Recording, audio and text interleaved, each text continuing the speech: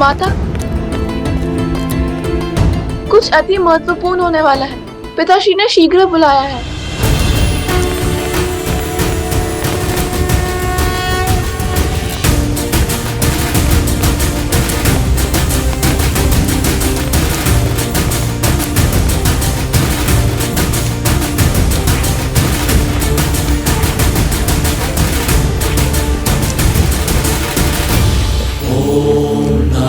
शिवाय ओम नमः शिवाय नमः शिवाय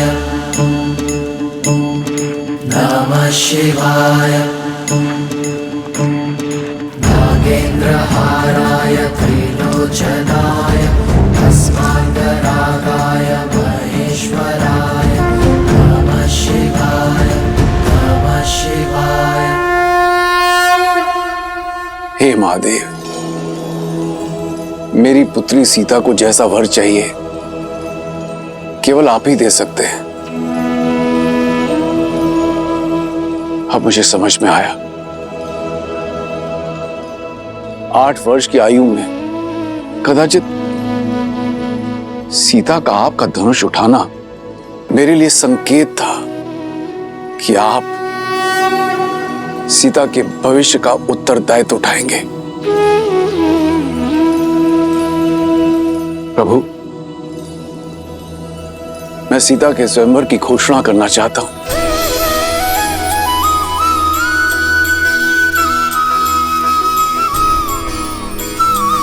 वर का चयन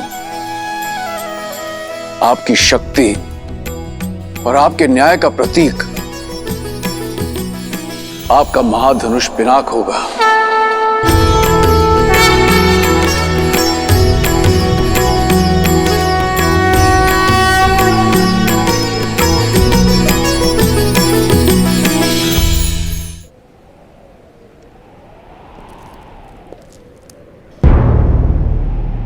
मैं अपनी पुत्री सीता के स्वयंवर की घोषणा करता हूं।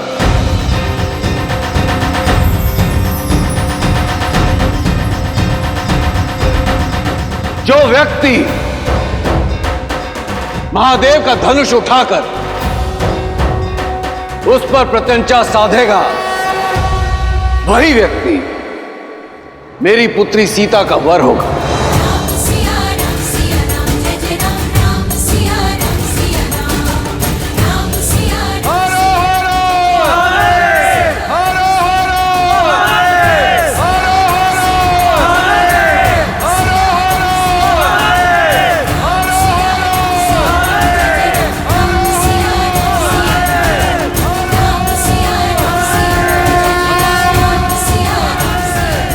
जनक ने सीता के लिए वर ढूंढने का उत्तरदायित्व आप पर छोड़ दिया है प्रभु। सत्य तो यह है देवी कि मिथिला में अपने इस उत्तरदायित्व को निभाने का प्रबंध मैंने कई वर्ष पहले ही कर दिया था। कैसे, बताइए ना, कैसे ढूंढेंगे जनक राम को? जो सच्चे मन से राम को खोजना चाहें, राम तो उन्हें मिल ही जाते हैं। और वैसे भी संसार में ऐसा कौन है जो राम को खोजना नहीं चाहता।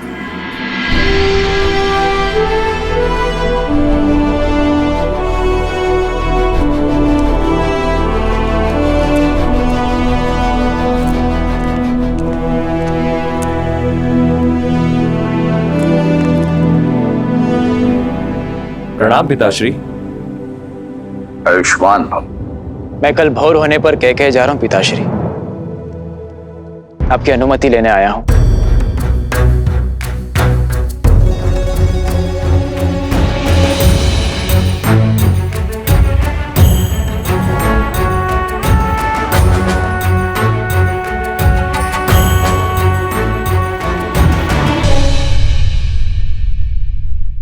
और शत्रुघ्न, तुम कहां जाने के लिए सज्ज हो? पिताश्री, भरत भैया को मेरी आवश्यकता होगी और फिर मेरा भी मन है कि मैं मामा के देश का भ्रमण कराऊं। शत्रुघ्न का निर्णय अच्छा है पिताश्री। 1 से 2 सदा श्रेष्ठ होते हैं। यदि आपका मन हो तो मैं जाऊं पिताश्री?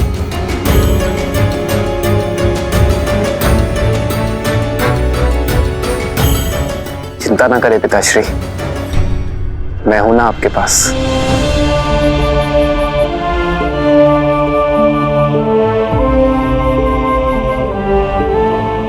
अनुमति है।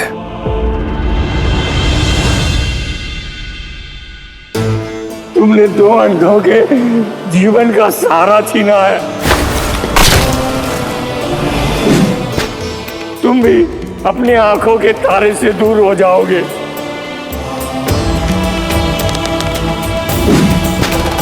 अपने धर्म रक्षक पुत्र के वियोग में तरस तरस कर मरोगे तुम।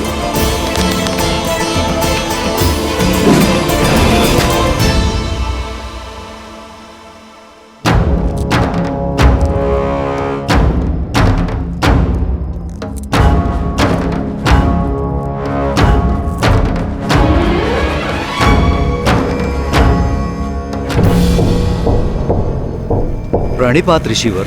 आपके महाराज दशरथ कहाँ हैं? मुझे उनसे भेंट करनी है, शीघ्र, अतिशीघ्र। परंतु ऋषिवर, आपका परिचय? आर्य, आप इतनी रात्रि में क्या कर रहे हैं आर्य? अभ्यास। प्रयास कर रहा हूं कि अपने आप को युद्ध के लिए सज्ज रखूं। जानती हूँ आपका तेज और शौर्य ढल नहीं सकता आर्य, परंतु आयु ढलती है।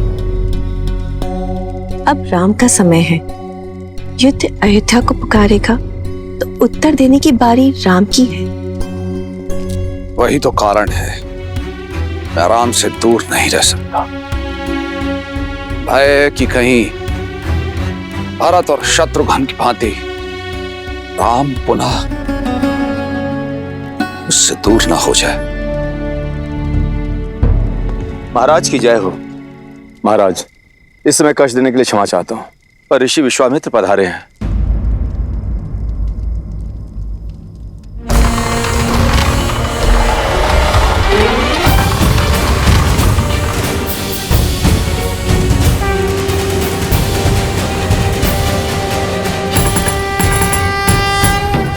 अयोध्या की भूमि पर आपके चरण पड़े, अयोध्या धन्य हुई।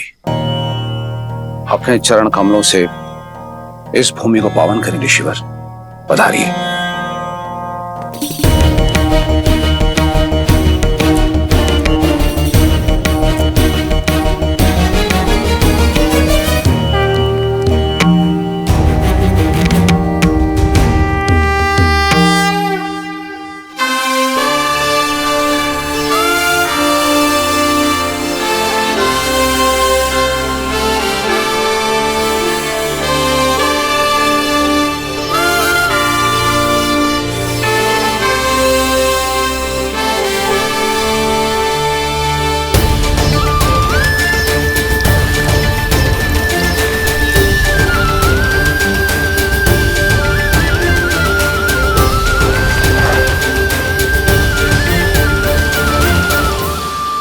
ऋषिवर, मेरा पुत्र अभी अभी शिक्षा प्राप्त करके लौटा है, इसे आशीर्वाद दें।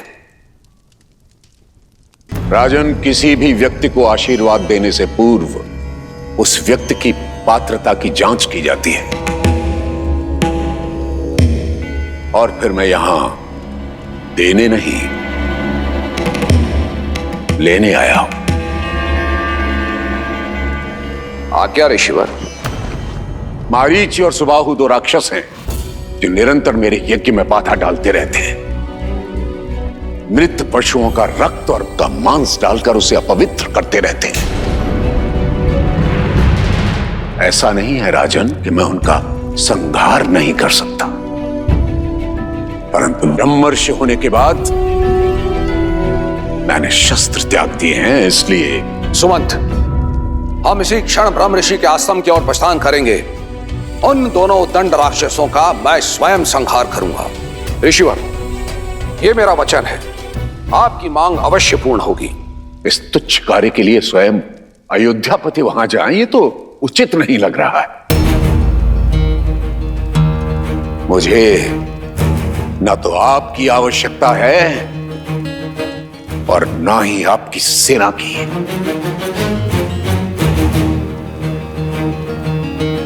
तो ऋषिवर मैं और क्या दे सकता हूं?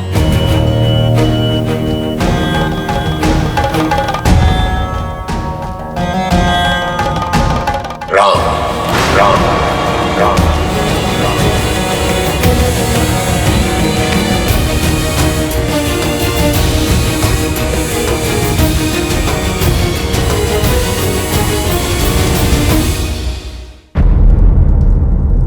राजन, आप अपने पुत्र के लिए आशीर्वाद चाहते थे और मैं सहायता। आप राम मुझे दे दीजिए, दोनों की इच्छाओं की पूर्ति हो जाएगी। किंतु ऋषिवर, मेरा राम वो तो बालक है अभी। तो यूं समझिए कि उस बालक के बड़े होने का समय आ गया। किंतु मेरे राम को तो युद्ध का अनुभव ही नहीं है ऋषिवर। राजन, अनुभव युद्ध करने से होता है, और फिर जो शिक्षा आदरणीय ब्रह्मर्षि वशिष्ठ ने उसे दी है, उसकी परीक्षा भी हो जाएगी।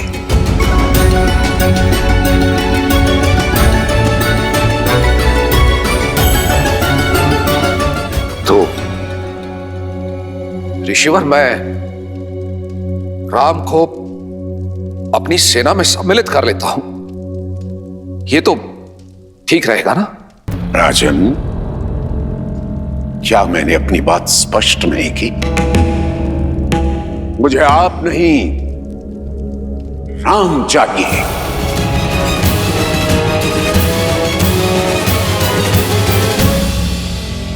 ऐसा अनर्थ न करे ऋषिवर। राम तो अभी अभी लौटा है, इसका वियोग मेरे प्राण हर लेगा ऋषिवर, मेरे प्राण हर लेगा। रघुकुल रीति सदा चले आई, प्राण जाए पर वचन न जाए। परंतु ऐसा प्रतीत होता है कि आप इन शब्दों को विस्मृत कर गए हैं राजन। प्राणों की इतनी ही चिंता है तो रघुकुल की वचनबद्धता का ढिंढोरा क्यों पीटते हैं अयोध्यापति? विश्वास नहीं होता कि आप महान राजा हरिश्चंद्र के वंशज हैं, जिसने अपना सब कुछ त्याग दिया था अपने शब्दों का मान रखने के लिए। पहली बार अयोध्या ने निराश किया।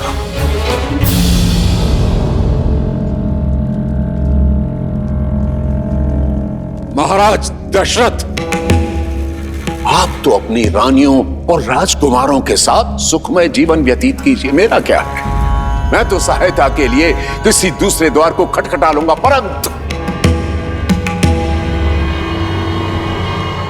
आज के बाद कभी मत कहिएगा प्राण जाए पर वचन न जाए। ऋषिवर, ठहरिए ब्रह्मर्षि।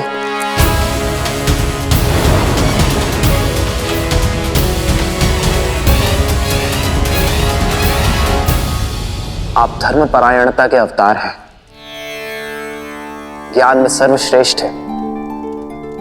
आप किसी भी असुर को स्वयं दंडित करने में सक्षम हैं, किंतु ब्रह्मत्व का मान रखने और रघुकुल का मान बढ़ाने स्वयं अयोध्या आए। आपके साथ चलना मेरा सौभाग्य होगा गुरुवर। केवल एक अनुरोध है, कल प्रातः तक प्रतीक्षा कीजिए, अयोध्या का स्वागत स्वीकार्य है। ठीक है, कल प्रातः काल तक का समय है तुम्हारे पास। जैसे ही कल का सूर्योदय होगा, अयोध्या के मान का उदय होगा अथवा उसके तेज का अस्त होगा।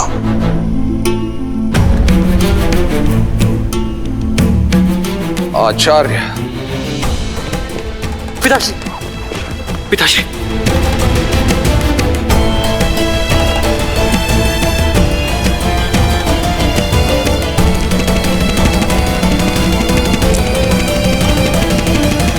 प्रणाम गुरुदेव।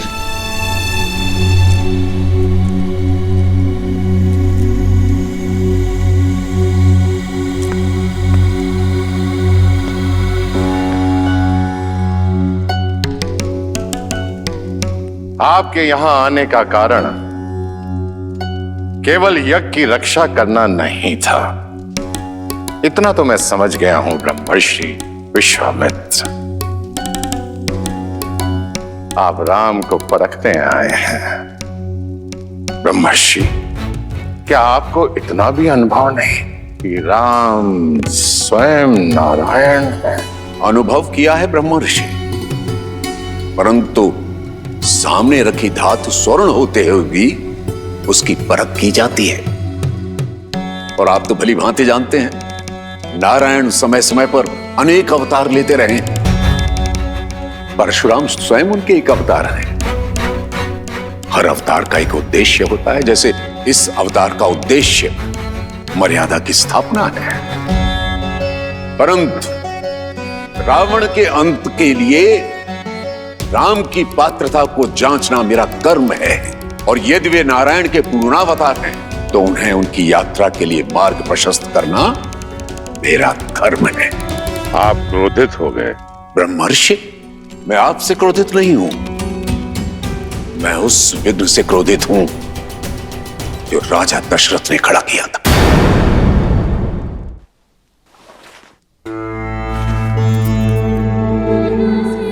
सेवकों, राजवैद्य को सूचित करो कि तुरंत आए। पिताश्री,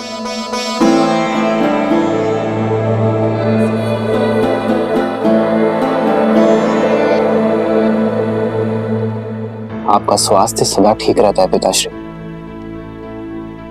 ये अचानक क्या हुआ आपको? थक गया हूं, विश्राम की आवश्यकता है।